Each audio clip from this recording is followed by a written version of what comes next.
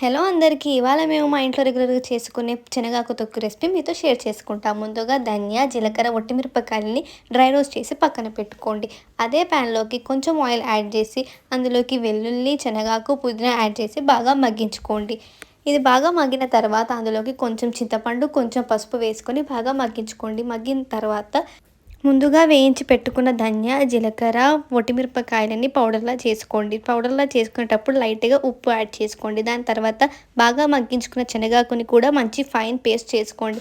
దాని తర్వాత మళ్ళీ ఫైన్ పేస్ట్ చేసుకున్న శనగాకుని ఇంకా పౌడర్ చేసుకున్న మసాలాని రెండిటిని కలిపి ఇంకా ఫైన్ పేస్ట్ లాగా చేసుకోండి. దాని తర్వాత ఒక ప్యాన్ తీసుకొని ఆయిల్‌ని వేడి చేసి అందులోకి జీలకర్ర, ఆవాలు, ఒట్టిమిరపకాయలు వేసి తాలింపు పెట్టుకోండి. ఈ తాలింపుని పేస్ట్‌లోకి యాడ్ చేయండి. మన వేడి వేడి శనగాకు తొక్కు రెడీ. ఈ శనగాకు తొక్కు హెల్త్‌కి చాలా మంచిది. అందరూ మా ఛానల్‌ని చూస్తున్నారు కానీ సబ్స్క్రైబ్ చేసుకోవట్లేదు. Please do like, share and subscribe. Bye.